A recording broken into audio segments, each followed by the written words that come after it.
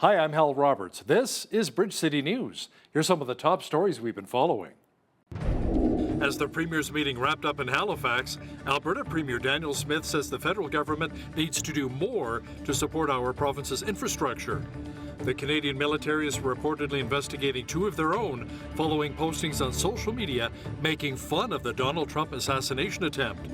And the trial of Anthony Olenek and Chris Carbert, otherwise known as the Coutts 2, continues in Lethbridge. Your nation, your province, your southern Alberta. From the heart of Lethbridge, it's Bridge City News with Hal Roberts. Thanks so much for joining us. The trial for Anthony Olenek and Chris Carbert continues with a witness testimony that is putting the Crown's charges of the Coutts 4, now down to the Coutts 2, entirely into question. BCN's Landon Hickok is at the Lethbridge Courthouse and has the latest. Landon? Thanks, Hal. We have reached an interesting crossroads here at the trial of Chris Carbert and Anthony Olenek at the Lethbridge Courthouse today. Olenek's defense lawyer, Marilyn Burns, has brought in a rebuttal witness, Jacqueline Martin, Jerry Morin's partner. Now, Morin has entered a plea bargain back in February on conspiracy to traffic firearms in his trial earlier this year. So this testimony of Jacqueline Martin has raised questions on the legitimacy of his plea bargain. Now, Jacqueline Martin herself is actually facing her own charges of mischief over $5,000 and possession of a weapon dangerous to the public. Her supposed trial will be the end of March of next year. Now, in her witness testimony, Jacqueline Martin is described as saying that herself and Jerry Morin were on their way to Coutts, where they stopped at Anthony Olenek's residence to pick up supplies such as socks and underwear, a grinder power tool, and a guitar to take to Coutts. Now, Jacqueline Martin's testimony directly contradicts those of the undercover officers from earlier in the trial who claimed that they suspected Olenek and Carbert of trafficking weapons into Coutts, where instead Jacqueline Martin claimed it just happened to be clothes, underwear and socks, and a grinder power tool instead. Now, I can tell you now that closing remarks and the final verdict will probably be pushed into next week since the court has other matters to discuss, as well as more witness testimony. So I'll be here at the Lethbridge Courthouse all the way until the end. So make sure you stick around, tuning into Bridge City News for all the updates that come. Hal? Great. Thanks so much, Landon. The three-day meeting with our premiers is wrapped up in Halifax. Provincial and territorial leaders spoke about how their working relationship really needs to improve with the federal government following the Council of the Federation event. Alberta Premier Daniel Smith says Ottawa really needs to do more when it comes to infrastructure spending as well. She says the Trudeau government needs to reinstate a $33 billion program over 10 years, which she said the provinces could simply match. One of the best things about programs like that is that we could match them and that our municipalities can match them. So if they had created a new version of the Investing in Community Infrastructure program, that would allow for potentially unlocking $100 billion worth of investment in infrastructure. And I think the point that our territorial leaders have made is that if you're co-locating strategic infrastructure with economic infrastructure, building ports and building roads and building staging areas for unmanned aerial vehicles, these are the ways that you can invest in for a dual purpose. Well, it appears as though more physicians are headed to Alberta. According to the province, 500 more doctors have already moved to Alberta in the second quarter of last year. Health Minister Adriana LaGrange says that is an increase of 4.4% from the same period last year. She also said it's the highest growth rate in the second quarter over the past 10 years. She says right now, Alberta has 11,756 physicians, the most we've ever had. The South Zone, where we're located here at Bridge City News, saw an increase of 31 physicians, which is a 5.4% year-over-year increase. The U.S. Department of Homeland Security's Inspector General is investigating how the Secret Service handled security for former President Donald Trump after a gunman tried to kill him at a Pennsylvania rally. The objective is to evaluate the process for securing Trump's Saturday event. BCN has obtained some amateur footage of the shooting. The assassination attempt raised questions about how the gunman could climb onto a roof with a clear line of sight of Trump, who was then shot in the ear. U.S. President Joe Biden has already directed an independent review. Many are surprised to see Donald Trump out campaigning so soon after the assassination attempt on his life this past weekend in Pennsylvania. According to U.S. political correspondent Lisa Daftari, the former president had his ear patched up and is stronger than ever, but perhaps approaching life with a little more humility now.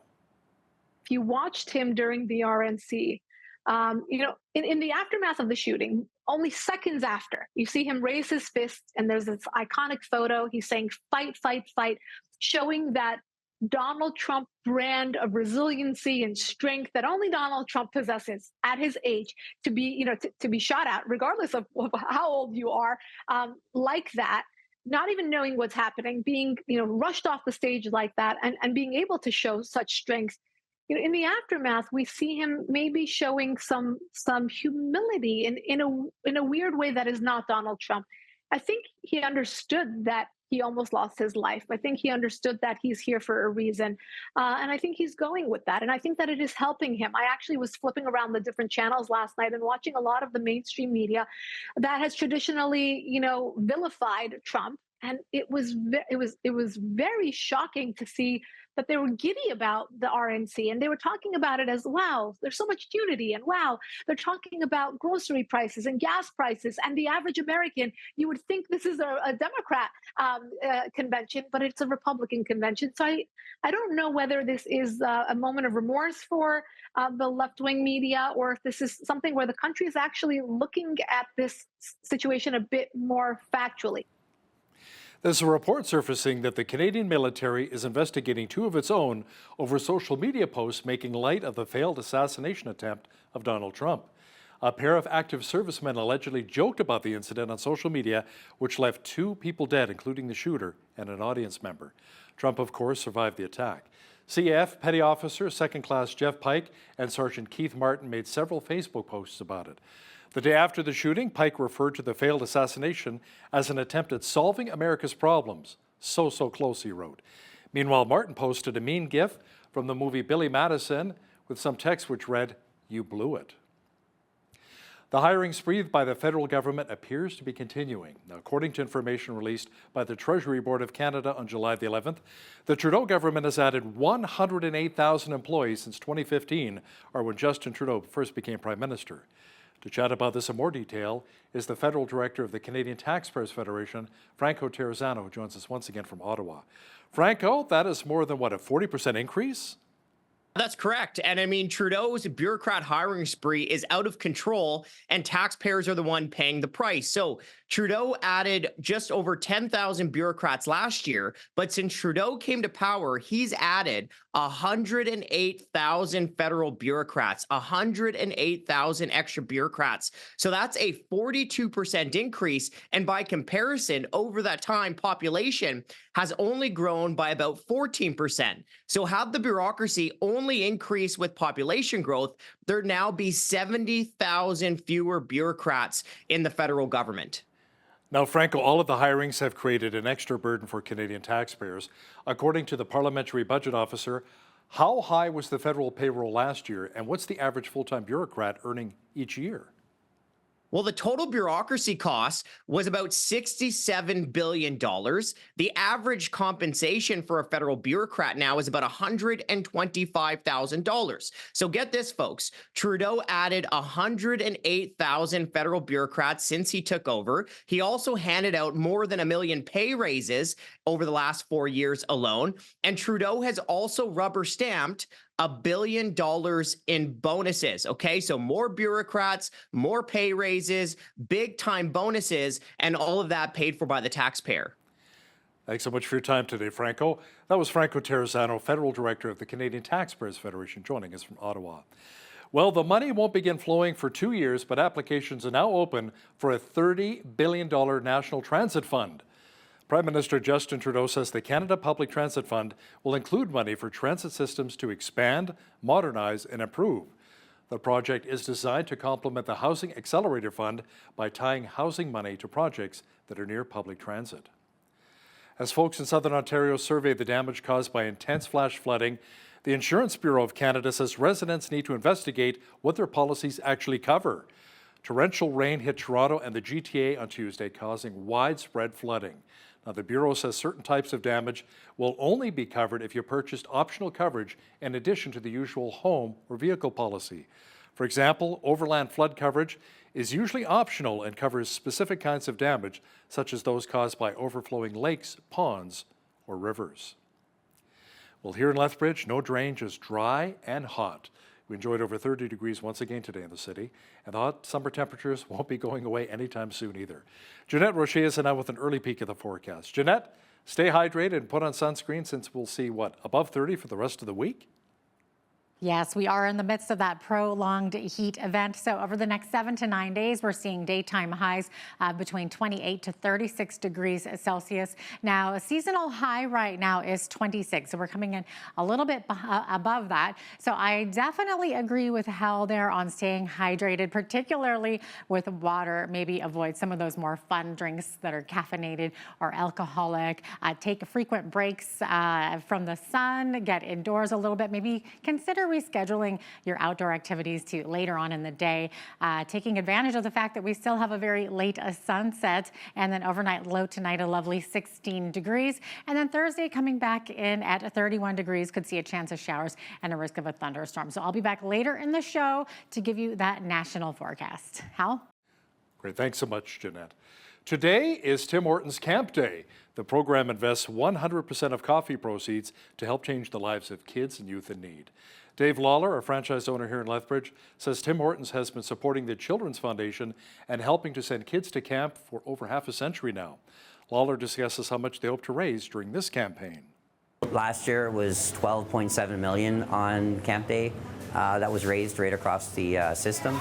I'm sure, every year they beat their records. I'm sure it'll crack 13 million this year. So it's a combination, local donations or fundraisers throughout the year, and then on top of that, it's not only our coffee sales, because that's what it used to be, just coffee sales. Now it's our coffee sales and our iced coffee beverages that 100% of the purchase goes to the camp. Not just proceeds, it's 100% of the purchase. So typical summer is about 10,000 children a year that'll get that experience.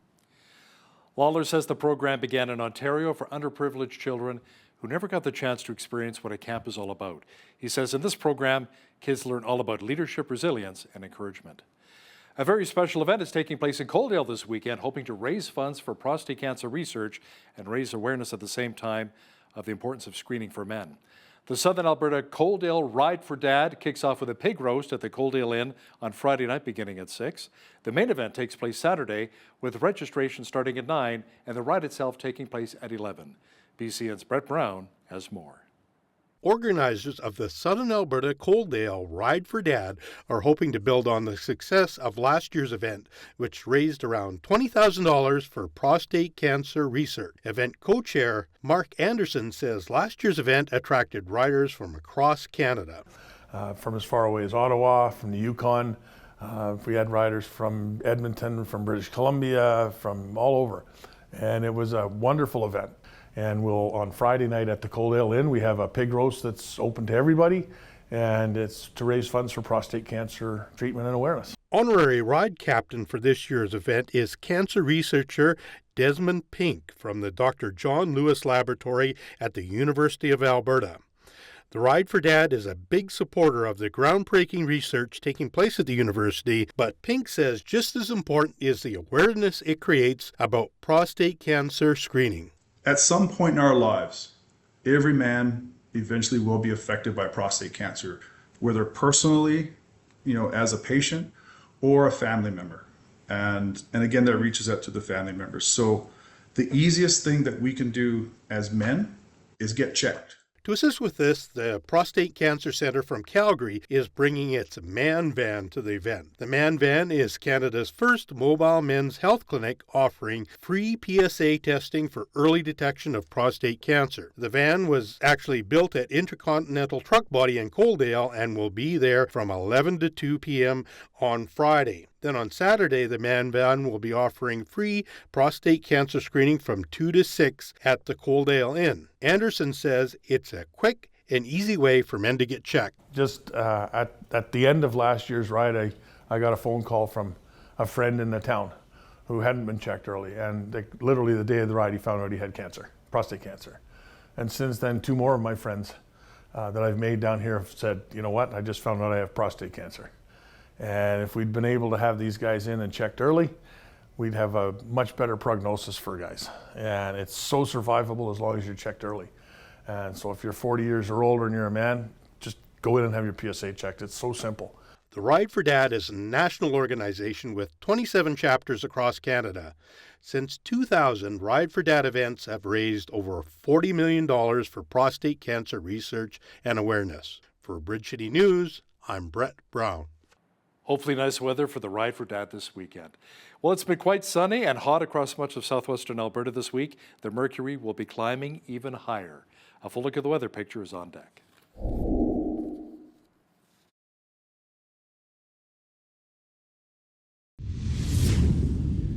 We've been experiencing a number of hot days in a row here in Lethbridge. Jeanette Rocher is now with a full look at the weather picture. Jeanette, will we be getting close to setting any records this week?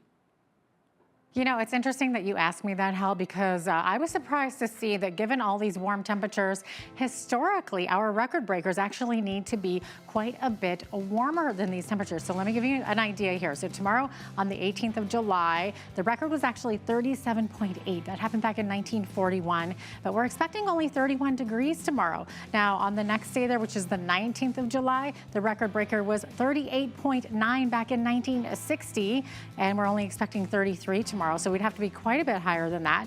We do get a little bit closer there on Saturdays, which is July 20th. So the record that day was set back in 1977. It was 35.4 degrees. And as you can see, our expected high on Saturday is 34 degrees. And then as we get into later on in the week there, 34, 35, 37. So Tuesday could actually be the record breaker. So as you can see, temperatures actually need to be more in those high 30s in order to break those records. So a little bit of interesting historical data there for you. Now, the average high for this time of year, like I said before, 26 degrees, average low 10.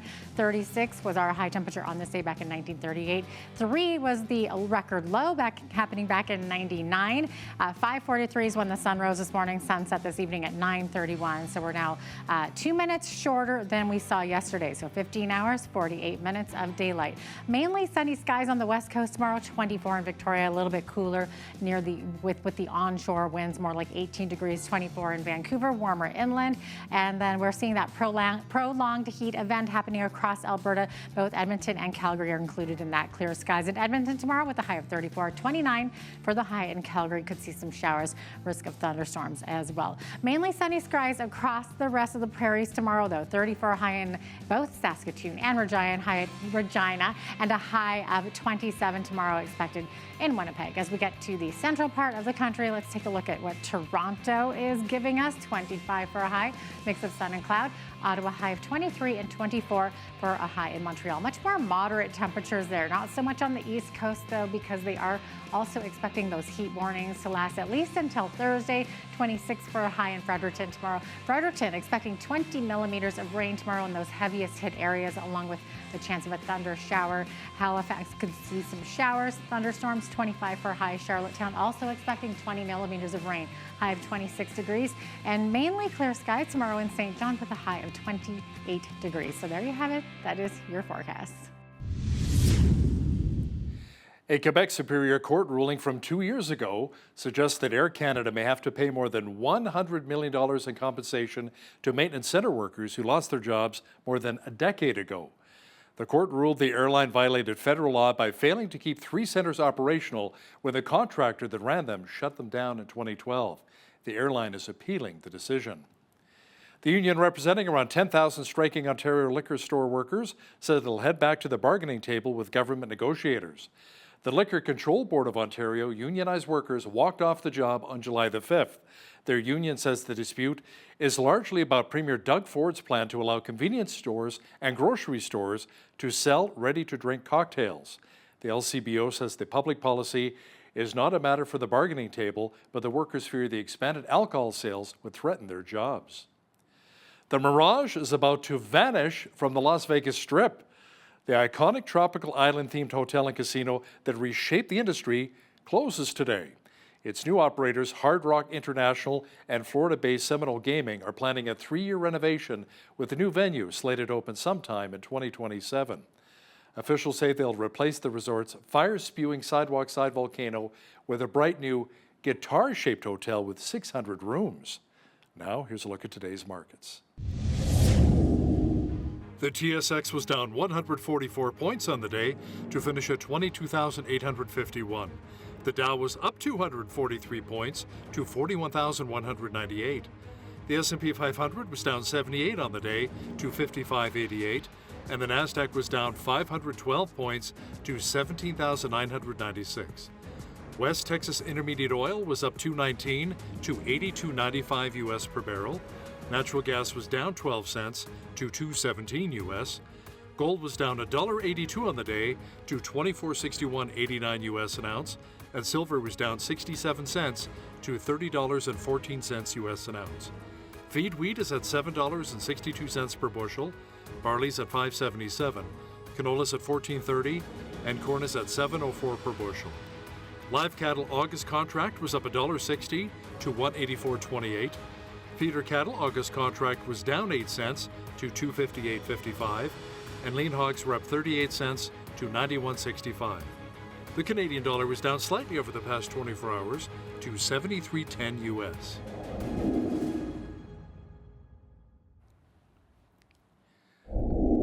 Recapping one of our top stories, it appears as though more physicians are moving to Alberta.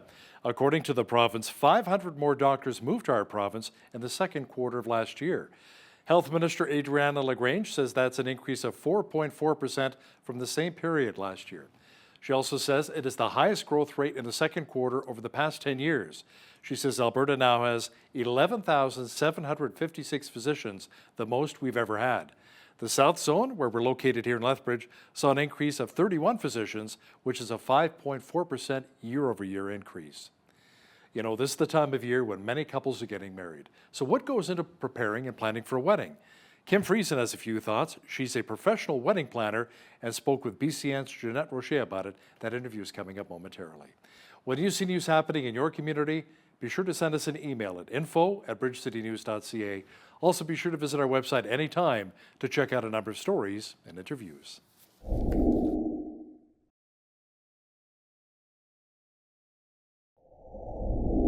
Well, we all get excited when a relative or friend decides to get married, but there's usually an incredible amount of work and planning that goes into it. Usually that means stress as well. And today's guest is an expert on these kinds of things and joins us from Medicine Hat, Alberta.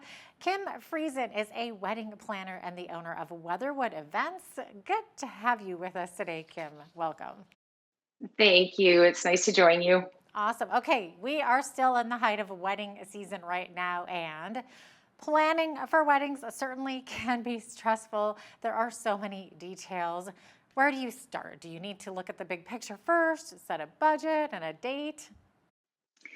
Yes, every client that I speak with, we start with budget. And that's the most important thing because everything reflects off what their budget is. So for sure, when you start working with me, that's the first thing I'm going to ask you is, what is your budget for this wedding? What if you don't know? It's like, gee, I don't know. I've never been married before. I've never been engaged. I don't know where to start. Do you kind of help them do you ask questions to just sort of guide them to what a good budget might look like? Yes, and I can outline some of the basics, like your venue costs, your food costs, what kind of food do you want? And then I start to show them what their budget will look like. And really it's about finding what's your maximum and then we go from there. And then we have to get creative sometimes, Yeah, which like is how much fun. are you willing to spend? How much debt are you willing to go into over this? And yeah, no, exactly. How far in advance should couples be booking the wedding and reception venues? We're seeing things really change. Actually, post-COVID, I have clients that are booking up to 2 years in advance. I also did a wedding in March. We only had 3 months. So it can be done. It's just you have to be flexible. Are you flexible with your dates? Are you flexible with your venue? But if there's particular venues and a particular date you want, then for sure a year in advance is a great place to start. Wow. Okay. So if it's an outdoor wedding, of course, these can always be iffy. So what are some of the key points in planning something like this? Well, we are in Southern Alberta, so always having a secondary plan if you haven't booked tents. With a Then you windshield, also have right? to, yes, absolutely, absolutely. I have taken weddings down and put them back up half an hour before receptions start because of wind. So you just have to, there's a lot of things to take into consideration with weather, power. Do you have power supply? Washroom, adequate washrooms, prep tents for your catering. There's lots of little details with outdoor weddings. And I think a lot of clients feel like they're going to save money by being outdoors. And in actuality, sometimes it can become more expensive. So something to keep in mind. Yeah. Yeah, absolutely. Okay, so decisions need to be made for who will be in the wedding party and what they will be wearing, including the bride and groom. So, any advice on this? Yeah, usually when a client begins working with me, they've already picked their colors, they've already picked their wedding party. That's kind of Ooh, the first thing most well, clients they do. were So well then ahead of when me I'm then. yeah, and I think a lot of girls, a lot of clients have been thinking about this since they were little. And so they've got those things in their head. So just advice is to make everything cohesive. So if you've already picked your color palette, then your whole wedding should reflect that. And most girls do, but yeah, good start point. Oh, that's great. So, one of the challenging things, of course, can be deciding who to invite and who not to, right? Yeah. And you know what? I think a lot of girls feel pressure from people once they find out they're getting married. They feel this pressure that they want to invite them as well, or even from guests that they want to be invited. And so I always recommend a list A and a list B. And so your list A is your must-haves. And if you're having a small wedding, that the list B is great because then as you get RSVPs that maybe they're declining to attend, you can go to the next list and start adding people in. But I think because we're seeing such a huge increase in pricing of food, of like literally everything, your flowers, everything, stick to your limit. And if you've hired a planner, we've gone over your budget. We know already what your budget's going to accommodate, how many people stick to it. Wow. Okay, good advice there. What are some key points in deciding on food for the reception? You mentioned the price of food now going up, but Yeah, something I to mean, and you consider. can choose buffet and plated, and I've seen some really creative ideas out there. Food trucks is a great idea. I've done a brunch wedding, which really decreased the food costs. We've done pizza parties. One client did a taco bar. Like, there's lots of really creative things you can do if you can get away from the idea of a really fancy plated meal. So that also helps with staying in your budget. Okay. What about lining up the right photographer and videographer and finding the right time and place for wedding pictures? So many things.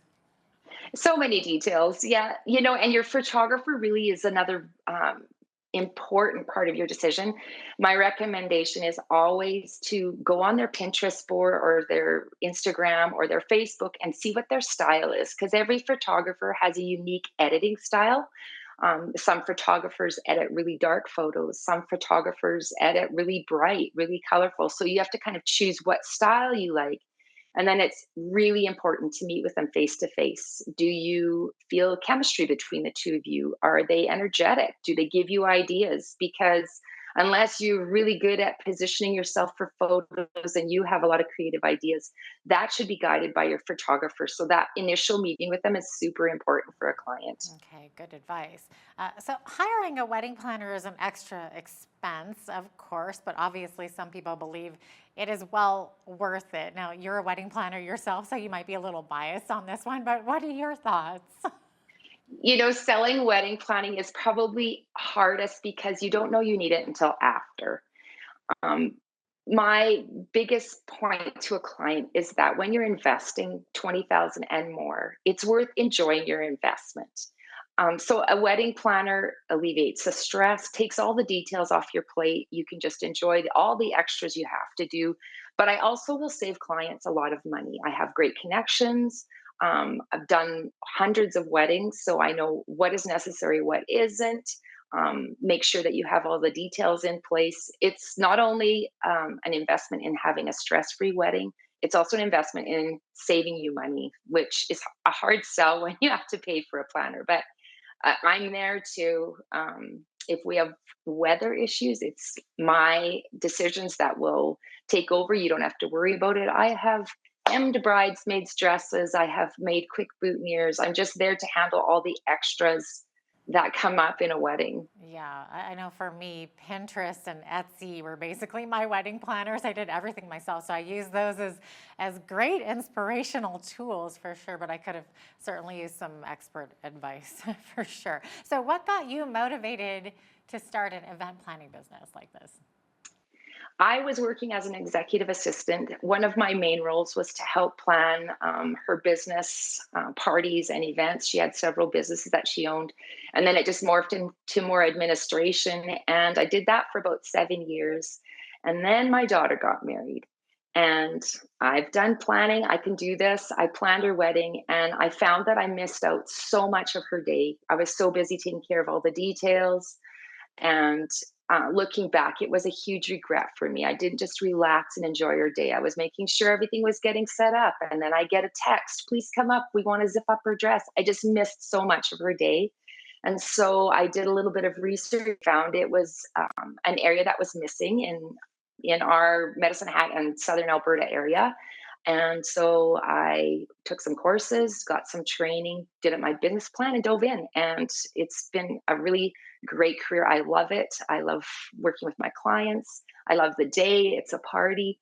It's just a really positive business to be involved in. So, Yeah. Oh, yeah. that's wonderful for you. It's sad that you missed out on some of those key moments of her wedding. And yeah, no, I totally understand with having, things. I mean, like things do happen on wedding days, right? And people forget things, something breaks or it gets misplaced. So do you think it's essential to have someone assigned to oversee things and to have maybe that so-called runner at the ready to go get things? Well, as a wedding planner, yes. If you absolutely cannot hire a wedding planner, there's lots of other options. Even having me come on board to help you plan. There's those kind of options available for girls if they can't actually have somebody at their day.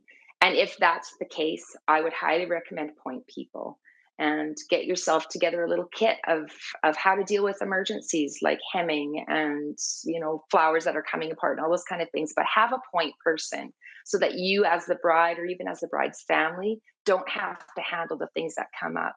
One of the things that we don't remember is that if it's your wedding or your daughter's wedding or your son's wedding, you are so emotionally invested in the day.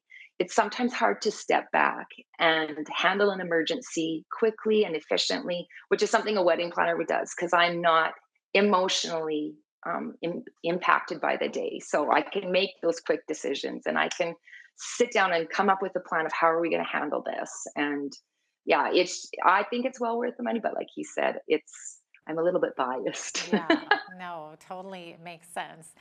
Okay, so back to the basics here. Any thoughts on wedding decor or colors or choosing wedding flowers?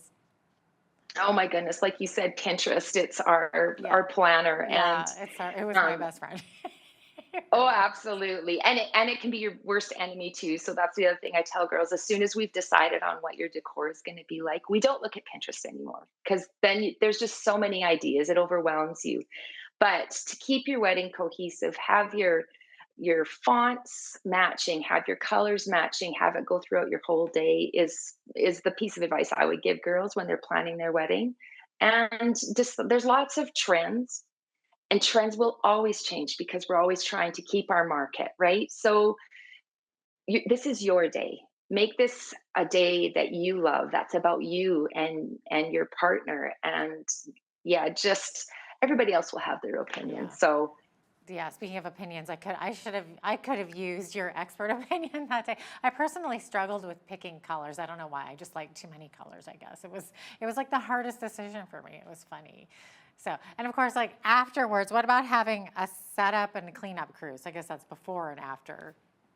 Would that be yes, like and venues combined? are starting to offer that as a service, and it's a service I offer as well. A cleanup crew, we come in because a lot of venues have such strict timelines. So your music's off at 12:30 and your bar is closed by 1 and you have to be actually out of the venue by 2 a.m. It's nobody wants to do that. It's pretty melodramatic after your wedding to have to clean up. So have a team, assign a few people, have the jobs outlined, and make sure they're people that you can trust, that they're not going to be having enjoyed their day too much and are inebriated or whatever. Like, just make sure you have a really good team that will load everything up and a good plan in place. There's a few things most clients don't consider when they come to me, and that is your cleanup and also how you're going to get to your place for the night, how you're going to get away from your event. They plan everything up to, but it's the after that is forgotten. So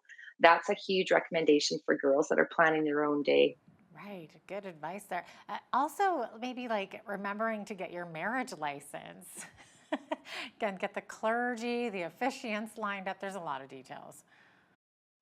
Yes, there is. And that's really important. You can get your marriage license up to 3 months in advance. Make sure you have pieces of ID. Make sure you know your parents' names, maiden names, and that both of you have to be there. So those are just, yeah, some little details about your marriage license. And also with your clergy, whoever you are going to hire, whether it's an officiant or a clergy, or I know a lot of girls are choosing that officiant for a day. Again, make sure that you've met them face to face and you feel compatible. That's the most important for me, my opinion.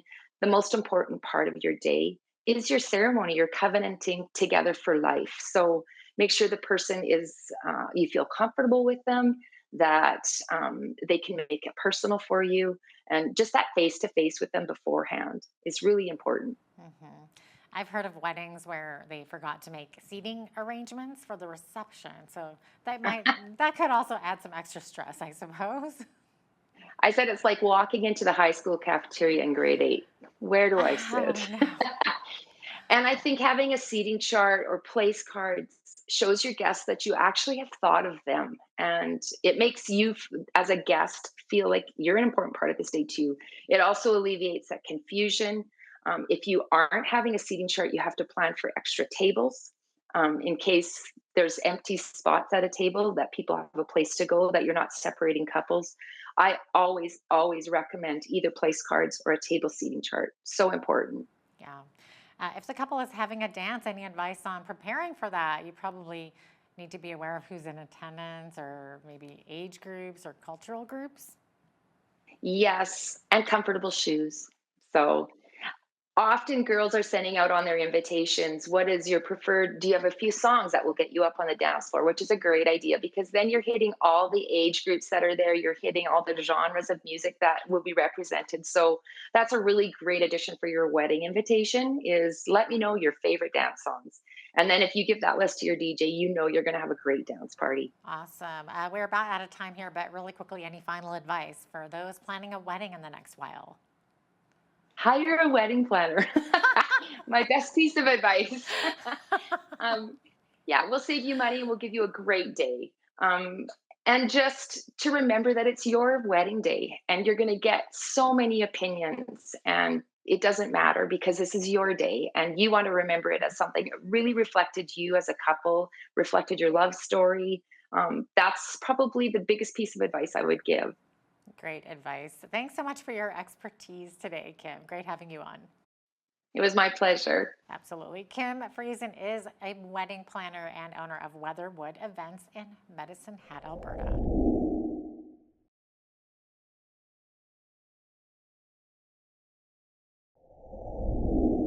Well, many people see faith and science as two distinct subjects that can never work hand in hand because they're so different in nature.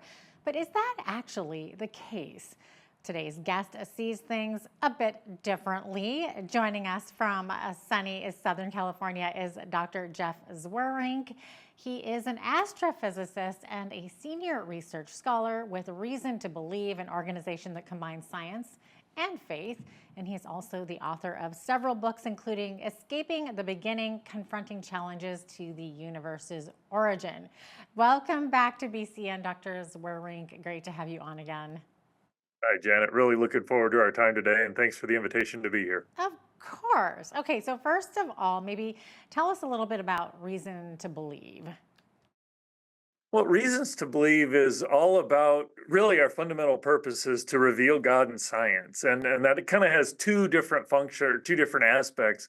One is that many people think, both scientists and Christian alike, think that science and Christianity are at odds or at tension with one another. And that really just isn't the case. And two, as we study God's revelation and creation, we find a lot about him. So we're just looking to show what has scientific advance shown us about who God is, this incredible, awesome God that we get to worship. Okay, so you recently wrote a blog about the perceived conflict between science and faith, but you don't think there is a conflict, do you? So the argument tends to go something like this: because science deals with reasons and facts, it can't be part of religion because it operates on feelings and beliefs. So how would you respond to that? There's a lot of angles to that, but I think probably one of the most critical things to recognize in that discussion is that the way we've defined faith, or the way faith is used in that term, is that it's kind of a belief, a feeling, something you want to be true, whether it is. And historically, Christians have not thought about faith that way. Yes, we use the term faith. Faith is incredibly important. But faith, as a Christian, Christians have historically thought about that, is confident trust in a reliable source. So faith is not, well, let's just figure out something and try and believe that. Faith is, how do things actually work? What's really true? And can we believe that? And if you take that definition of faith, then faith is asking, or the predicate of that is figuring out what are those reliable sources. Well, I think Scripture is an incredibly reliable source for telling who God is, who we are, and how we relate to one another. And I think science is an incredibly reliable source for figuring out how God has revealed himself in creation. So if we allow faith to be defined as kind of that feeling, I want to believe whatever I want, then yeah, they are in conflict. But if faith, as Christians have historically talked about it, as confident trust in a reliable source, science and Christianity are doing the same thing there. So they can't be in conflict. Interesting. Okay. I guess another objection is that while Christians and other people of faith can be scientists, they must first check their religion at the lab door if they want to make any real progress. So how would you answer this objection? Well, just historically speaking, that is not an accurate assessment. And there's numbers of lines of evidence you could marshal to show that that's not the case. Among other things, go back and look at kind of the who's who of early scientists. You got Galileo, you got Isaac Newton, you've got Boyle, and all these people. These people were all devout Christians. In fact, the reason they were doing this study is that they wanted to understand how God had created the world.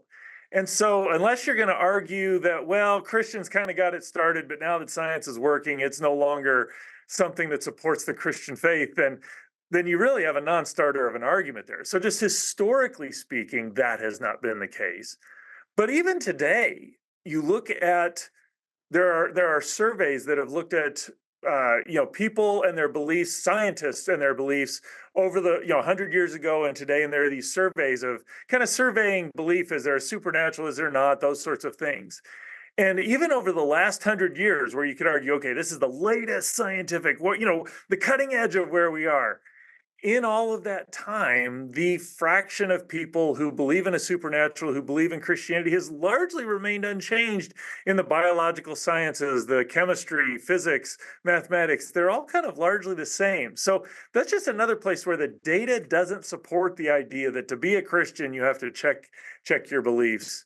And then the last thing I would comment is, when I go in to do, I don't know that I go in to do science work. I just think like a scientist kind of all the time. But when I'm at my job doing the science, if you will, I'm going in and thinking, okay, when I go into the lab today, things are going to behave the same yesterday as they did today. And what I find today is going to align with it. And there ought to be an explanation that's consistent across there. And this explanation ought to account for this other data. These are actually beliefs that I've derived from who I think God is. And so when I go into the lab, it's an extension of my Christian faith, not something I have to do in contradiction to my Christian faith. So there's just a whole lot. I know there's that popular idea, but again, when you just go in and investigate it, it really doesn't pan out. The evidence doesn't support that idea. Okay, well, I'm no scientist, but if I understand science correctly, a scientific study should include every single possibility as a potential answer. So I guess in other words, you can't exclude a possible answer because you don't like it. So are most of today's scientists guilty of that by excluding the possibility of a divine creator who exists outside of space and time? That's kind of a complicated question to answer, but because there's a mix of two things at least that I see going on there. One is that very clearly there are scientists who are antagonistic to the Christian faith, and they will, some of them are very vocal. Some of them are, they will marshal arguments to make that's the case, that, oh, God just shouldn't belong here. We're about doing that. There's also another component, though, is that by and large, what we're doing when we're doing science is we're saying, okay, these are the phenomena that we see. What are the quote unquote natural explanations for that? So as a physicist, when I'm looking for a good explanation, it ought to be based in what I know to be true from physics, that there's gravity, electromagnetism, strong and weak nuclear force, there are these conservation laws. So when I'm looking for an explanation, I'm looking for an explanation that fits within that realm. Now, I was just reading this morning, I happened to be reading in John, I think it's John 6, where Jesus was walking across the water. His disciples had gotten into the boat, sailed across the water for a little while, storm came up, he was walking across the water. Scientifically, how would I go about studying that? Well, I could see it with my own eyes, but then if I went back and said, all right, what about the water allows this to happen? Or was there something on Jesus?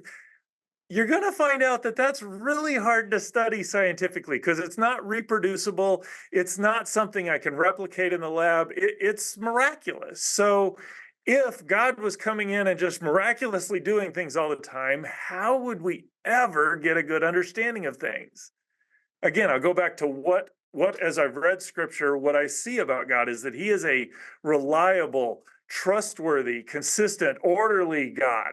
Well, if he's created the world that way, I would expect the world to behave in ways that I could quantify by quote unquote natural laws. So most scientists, when they're going in, what they're saying is, okay, there's this arena we're going to play in where we're going to say, let's look for natural explanations for natural phenomena that we can test and determine what there is there. I think that's a great way to approach things. The problem, or where that runs into an issue, is when you say this is the only way to know things. If you say, all right, science is the only way to know things, it's a great way to know certain things, but it's not the only way we can know what's there. And so for an example, I would say, well, if you wanted to study Jeff Zwerig scientifically, you could learn about how tall I am, how many fingers I have, how long I've been alive, how my body works, how I think about certain things. You could do all that, but you still wouldn't have a relationship with me. And ultimately, Christianity is about who is God, who are we, and how do we relate to him? And so I think science is a great tool for understanding God's revelation and what it tells us about him. But science may not be the best tool to actually engage in that relationship with him. That's not the only way we get to know things. Yeah. So I think there are a lot of scientists who see that, and then there are some who say, I just don't want to look at things that way. Yeah. Does the Bible contain any information that has given Christian scientists direction to discover some scientific truths?